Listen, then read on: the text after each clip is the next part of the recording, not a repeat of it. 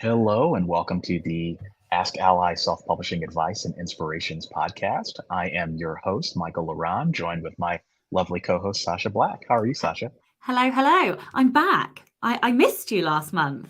Yes. Well, okay. So the question is, how was your vacation? Paris was lots of fun. Disney was definitely the best part of Paris, I think. Um, Awesome. but yeah, it was good. It was fun. We did like very typically touristy things, if I'm honest. Yeah, yeah. Well, it's good to get away, especially when it's gloomy and cloudy, probably in England. Nicer weather in France, I imagine. Absolutely. Yeah. You got like a little bit. Um, but yeah, we're trying to hold off the snow here. We had snow last week and snow on my birthday, which I was very upset about because I don't really like snow. But this week we're just about holding it off. So I'm Wow. hoping for better weather. Well, we got like 6 inches where I live a couple of days ago. So You poor thing. yeah, exactly. But hey, we'll stop talking about depressing weather. Yeah, Glad you're back. It's good. We got the band back together again. we And do. so the point of this podcast is to answer your most burning self-publishing questions, right? And so um, we've got a good number of questions lined up today. And the first question, it's actually, there are two questions that are very similar, and we're just going to kind of lump them together. And that question is what to do when you have issues with Amazon. All right. So the first question was around someone who had a 70 plus author charity for Ukraine, and they had a lot of pre orders going on.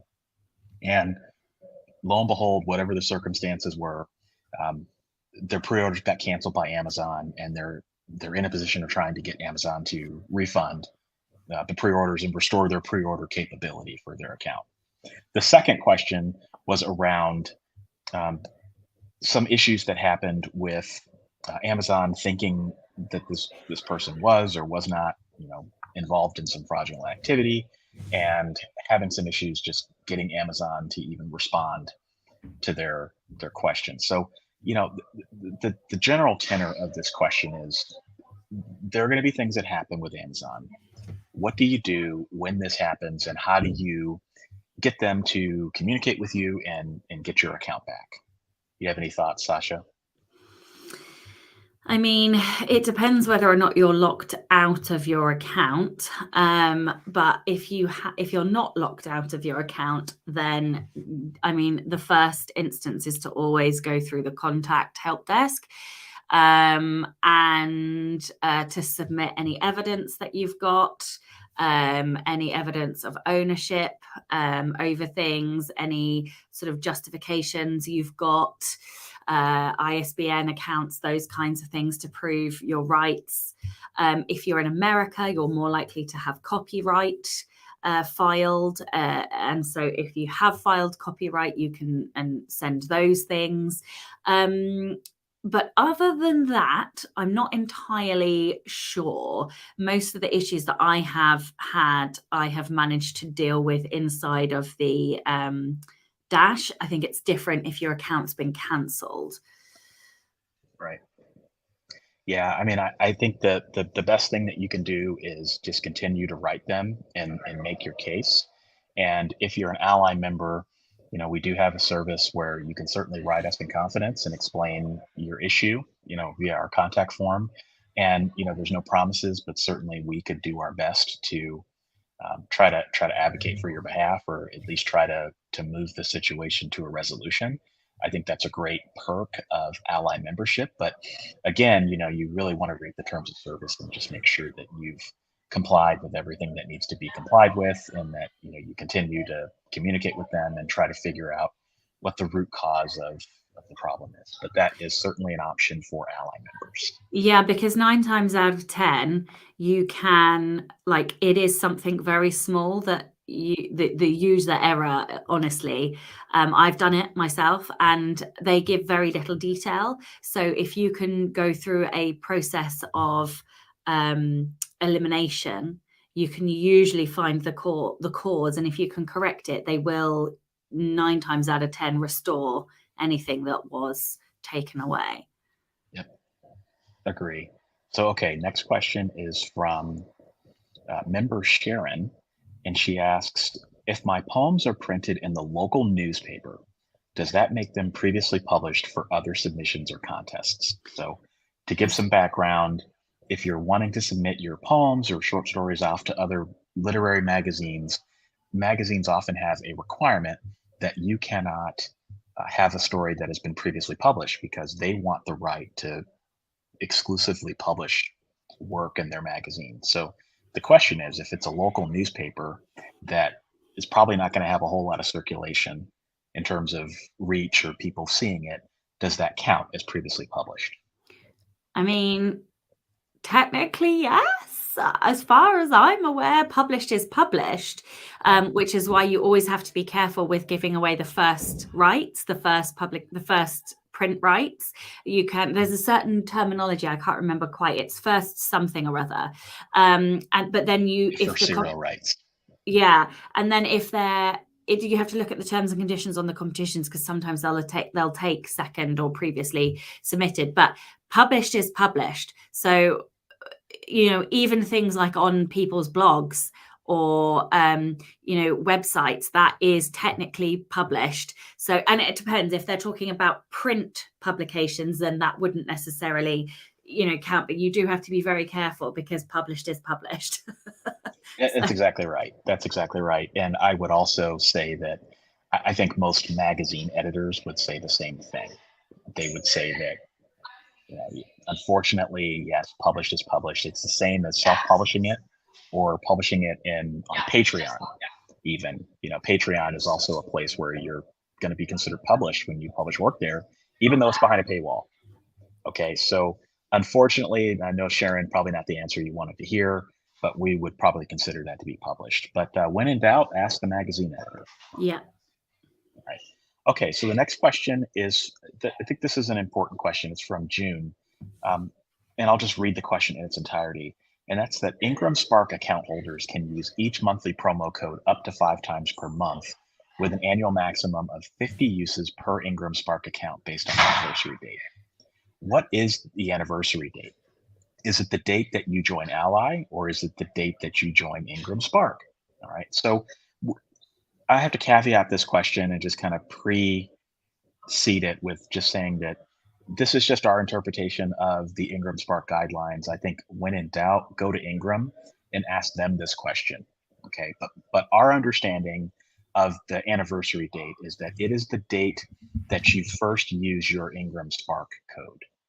All right, so if you join AskALLi and then on February 1st you use an Ingram Spark code, then it's going to reset on March 1st of the following month. Okay. Now, again, don't quote us on that. That's just our understanding of how this works, but we would really highly recommend that you verify that with Ingram. I'm sure that if you sent an email to them, they would be happy to clarify and answer any additional questions that you have on that. Yeah. Yeah, there's been a clarification come through in the comments asking, what if you put your poem on a Facebook page? Does that mean previously published? My answer remains the same. Published is published. So if you are putting it anywhere where either customers, audience, or members of the general public can see it, then it is published. Arguably, that's a digital version of publication, but this is why we're saying you have to check the rules. And there are definitely some competitions that will be much more flexible, and others that aren't. So it's sort of no good asking us, really. You kind of have to ask the award committee or the competition committee to get clarification from them.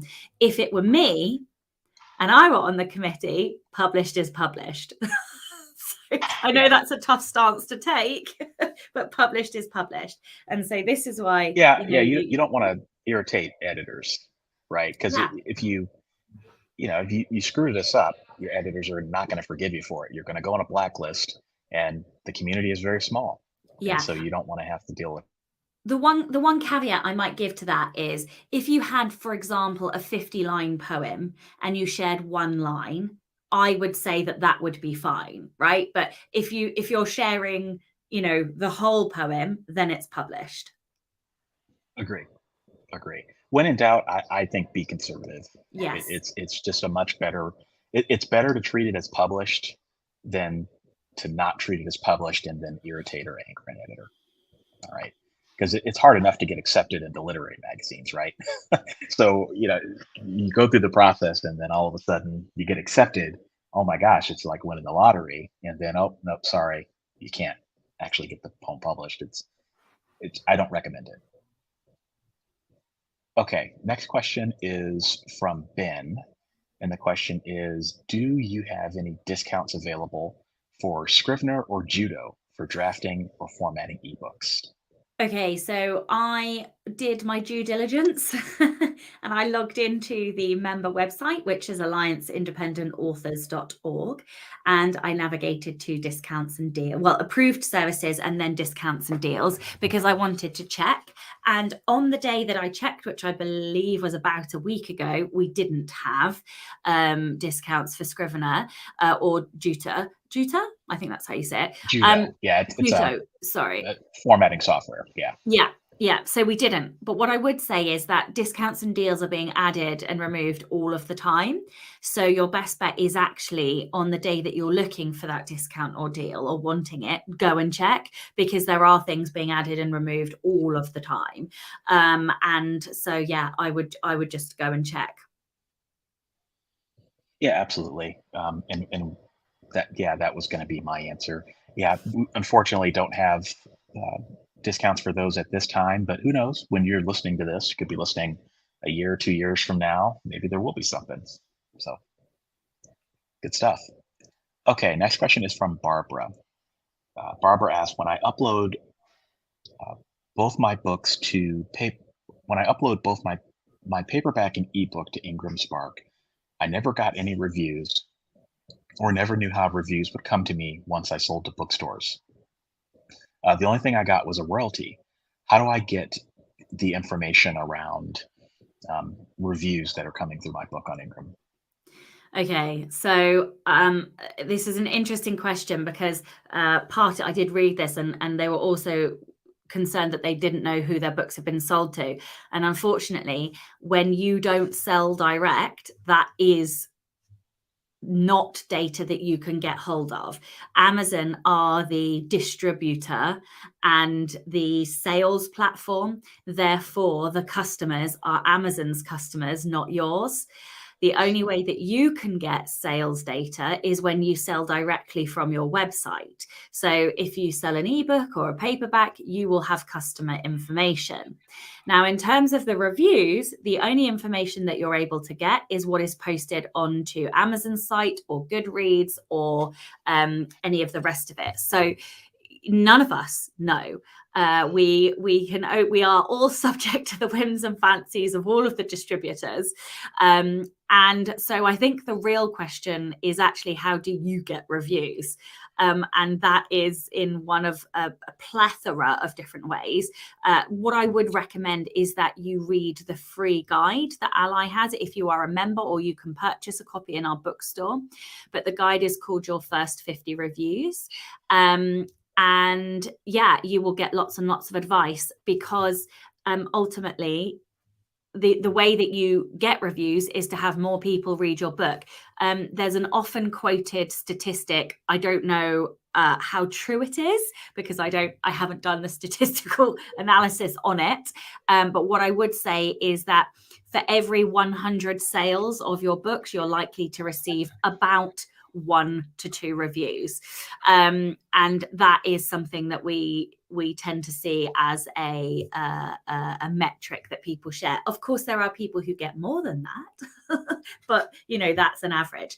Lots of methods that people use commonly to get reviews are to build a street team. So to build a group of readers who read in your genre, to send them an early copy of your book before it's published and ask, for them to leave an honest review. You cannot control their opinion of your book. You hope that they'll enjoy it, but there are no guarantees. And actually, you don't want all 5-star reviews anyway, because it makes your book look unbelievable. Other things that you can do are do a free run or a discount on your book, and then try to drive traffic to your book through things like paid newsletters, AMS ads, Facebook advertising. That will generally increase the number of sales, which obviously then by default increases the number of reviews. If your book is free, you're likely to get a considerable number of reviews if you can drive traffic to that page. But also bear in mind that you are then capturing a wider audience, and so the quality of the reviews or the number of people who love the book are likely to be slightly less. But the summary is that in order to get reviews, you need to market and sell your book. So you got to do the hard bit. Yeah, the hard bit is that's the $1 million question, right? That's the challenge. But no, you answered that perfectly. So we can move on to the next question, which is from Jenny. And the question is, what are the legal implications of publishing an unauthorized biography? And I can take this one if you want, Sacha. Yes, please. Okay. So here's the problem with biographies. There are three, well, in my opinion, there are three types of books that can get you in the most legal trouble as an author. The first is true crime, so writing books on crimes that actually happened. The second is memoirs. And then the third is biographies, which happens to be the subject of this question. They're so risky to write that if you ever wanted to purchase insurance for your writing endeavors, these would be the first questions that insurance companies would ask you. Do you write any of these three books? And if the answer is yes, you're probably not going to be able to get insurance coverage. So these three types of books scare the crap out of insurance companies because people put things in these types of books, true crime, memoir, and biographies, that sometimes people don't want out there, and you can get sued for libel. All right, so libel is your biggest potential exposure. And again, this is not legal advice, but sometimes things that you don't think would be libelous could end up being libelous, right? So even if you keep it positive, even if you stick to the facts, you could still find yourself looking at a lawsuit. And so when you're talking about an unauthorized biography, this is a biography that is not authorized by the person you're writing about, right? So if that person is still living, they didn't authorize this biography, and there could be materials in there that could potentially be a legal risk to you. So I think that is your number one exposure. What happens if the person's dead? The person is dead, it gets more complicated, but that Okay. doesn't necessarily mean that you can't be sued. Right. Okay. Right? Just because somebody's dead, yeah. I mean, there's the adage that you can't slander or you can't defame the dead, right? That's typically bandied about, but I don't know. I think clever lawyers would be able to disagree with you because it depends on the details. All right, so yeah, there's always a risk when you're writing an unauthorized biography, and so what I would tell people to do is that if you are considering this, I would highly recommend talking to an attorney just to verify what your exposures are, how you can handle it, and some best practices, because there may be stuff your attorney says, no, don't write that. Don't put that in the book, take it out. All right, so again, it's not to scare people, but just to kind of give you a very realistic understanding of what you could potentially get yourself into. Okay, next question is from Stephen. Stephen is currently working on publishing books number 3 and 4 in his children's book series while working on improving his newsletter and reader magnet strategy. And he says, I'm having trouble figuring out if the same strategy which applies to nonfiction and fiction would apply to children's books. What is the best strategy to build a list for a children's book author? So I am not a children's book author. So this is Nor am I. this is educated conjecture, essentially. But what I would say is that a mailing list is always beneficial, always. But what you need to remember is that the mailing list you're building is the parents, it's not the children. So that may change your strategy and the type of content that you're sharing. You may also be able to send less or fewer emails because the parents aren't necessarily going to be getting any, unless you had, like, I don't know, helpful content that you are helping parents to come up with fun games for their kids, or you're helping them with reading techniques with their kids. Unless you're going to spend a ton of time doing content marketing through your mailing list, you're probably able to do less work on your mailing list and just send launch information and a little bit more than somebody who's writing in a fiction genre that has adult readers. But always have a mailing list, definitely. It's also harder, I would say, to build your mailing list. I would say that you are likely to find it harder to build. But one of the other best bits of advice I can give you is to read our children's advisor, Karen Inglis's book. And I believe it's How to Self-Publish and Market. So the book is called How to Self-Publish and Market a Children's Book by Karen Inglis. And it's fantastic. She recently, I say recent, time is a lie, I feel like it was last year. It might not have been last year. It was recently enough. Let's put it that way. Yeah.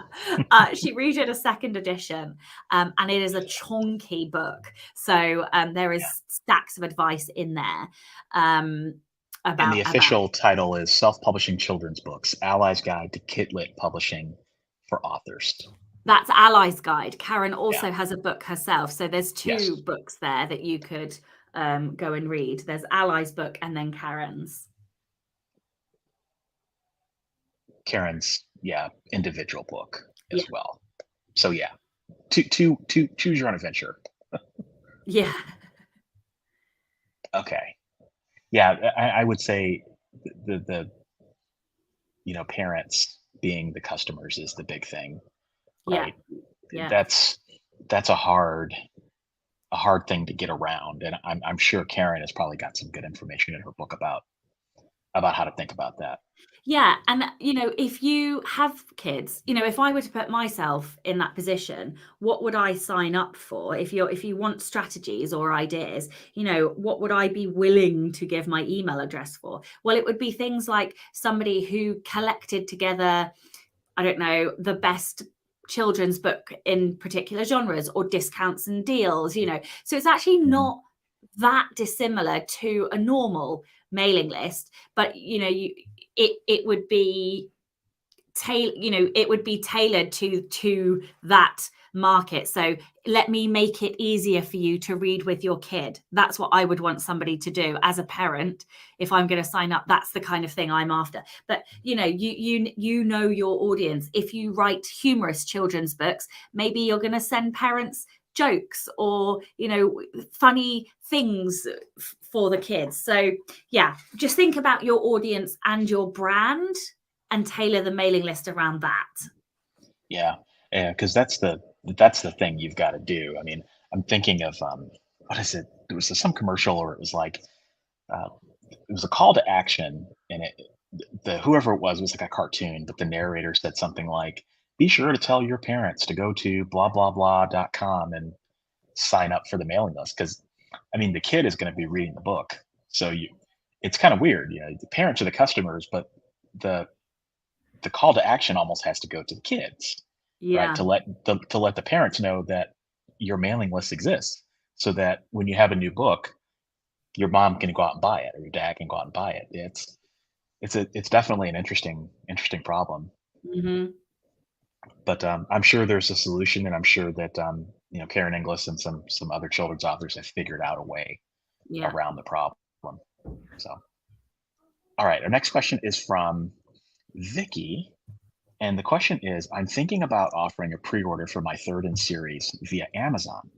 From Alli's experience, is there any reason I shouldn't do this? I'm aware of the need to be organized and intend to schedule it, but just want to know what the downsides potentially are. So there's a couple of things to understand. Amazon deals with pre-orders differently to the other stores, and in fact, each store deals with it just a tiny bit differently. And a lot of that is down to how far in advance you have to upload the final files. What I would say is that for Amazon, if you are after a bestseller little orange flag on Amazon specifically, then having a pre-order isn't necessarily going to help you do that, because on Amazon store, the day that, let's say you publish on the 1st of January, and that's the day your book goes live. If you've got pre-orders running from the 1st of December and people buy on the 1st of December, the 2nd of December, the 3rd of December, that's the day that the sale counts. That's the day that your rank will change because of that pre-order. So when the books all get delivered to the readers on the 1st of January, you're not going to see any benefit from that other than the royalty coming in. So, it depends on your goal. The other thing that I would say is that pre-orders on the wide stores are often more beneficial because they give you, they almost count it twice for you. So the day that the pre-order is made, it will count in terms of your ranking, exposure, and visibility. And then on your day of launch, it will count again.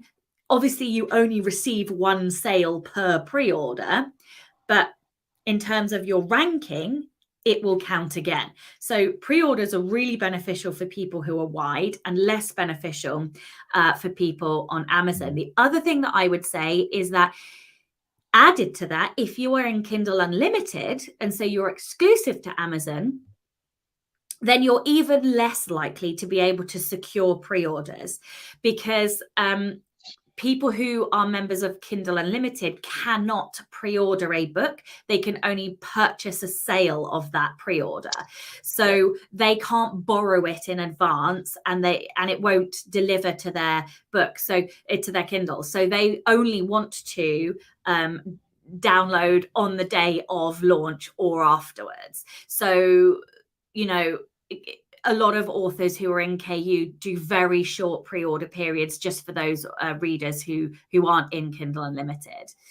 But in terms of any reasons for not doing it, only if your goal is to get a bestseller tag, that would probably be and you don't have a massive audience, then your best chance of doing that is to just go live and announce. Yeah, I mean, you said it, Sacha. Amazon does pre-orders differently than everybody else, right? So, I mean, if you're a wide author and maybe your goal is to be a bestseller, but you don't care about the orange tag, you want to go after one of the big lists, then pre-order maybe could help you, or it could help you get sticky at the other retailers a little bit sooner than you would otherwise. I know that other retailers tend to like pre-orders a little bit more than Amazon does. Yeah, although the USA Today is gone now, and that was the big one that most indies got. So so that's not probably viable anymore. So I mean, to me, I think if you're going to do a pre-order, you probably should do it for the fact that you want to do a pre-order and get the book out there, as opposed to trying to hit a particular profit goal. Yeah, I think pre-orders are always better, or I take the word better back. I think pre-orders are useful for later books in the series. It's less useful for book 1, but it's more useful if you're releasing book 2 or 3 or 4, because then you are securing that sale from readers who have already read the first book. Or if it doesn't even have to be a book in a series. I mean, just pre-ordering for books for readers that already know you. Yes, exactly. I think is helpful. So, I mean, pre-ordering your first book, probably not going to be that helpful in the grand scheme of things. But once you've got multiple books out, even if it's a different series, it might not hurt to pre-order a book 1 if you've got existing readers. Yeah. But okay. So the next question is from Michelle, and the question is, can I put an eco-friendly label on my print-on-demand books from KDP Print, for example, since they create less waste than traditional publishing? I don't think so. Yeah, I would do that. Uh, just to be honest, a blunt, honest answer, what does eco-friendly mean? And how do you really know that print-on-demand services are more eco-friendly than traditional? I mean, maybe that is true, but I don't necessarily know that you can prove that. I just think No. putting that label on your book, I think raises more questions than it potentially answers. Yeah, that would be like saying Bitcoin is eco-friendly just because it's digital, when we all know that it's like the carbon emissions are huge for it. So Yeah, it's yeah, not, you can't, unless you are 100% assured of that fact, which yeah. I don't think any of us are, then I don't think that's something that we can say. Well, it's like saying natural flavors. I've Yeah. got natural flavors on my food. Yeah. Natural flavors in some respects can be worse than artificial flavors, right? So yeah, you don't want to generate those types of questions in readers' minds. Yeah. I think I understand the intent behind it, and I think it's a noble intent, but I just think it Too doesn't work. risky. Yeah. Doesn't work for what we're trying to do as authors. So let's see. Next question is from Jim, and this is actually our last question, and it's that my wife is writing a specialized niche cookbook. I'm a graphic designer who's designing it. I'm looking for any kind of advice on self-publishing companies, distribution, marketing. I am not on Facebook, so I can't use the ally form. So to generalize this and kind of put a bow on the question, where do you start if you have no prior knowledge of self-publishing? Yeah, so we have a guide that I can't remember the specific name of, but it's about using partner services, and we will get the Yes. name for that. But Yep. before Choosing a self-publishing service. choosing a Inspire a watchdog. self-publishing Yep. service. Oh, look at that. Aren't we a great team? Yes, we are. And that is Yeah. an AskALLi Guidebook, by the way. So AskALLi Yes. members can get that free. Yes, by logging into the allianceindependentauthors.org and navigating to publications. So that's the first thing that I would say, is to look in that book, read that book cover to cover.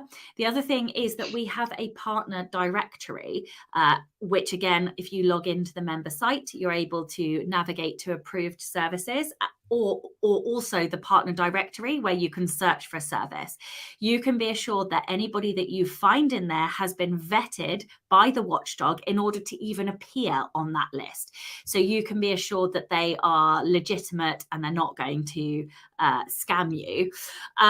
So those are probably the two biggest bits of advice, really, is to read the book, which explains everything, what, expectations, how to work with them, and then use the partner directory, because that's what it's there for. It is there to give you a listing of high quality service providers. Yeah, that's exactly it. And I was just grabbing the names and stuff so we can put those in the resources.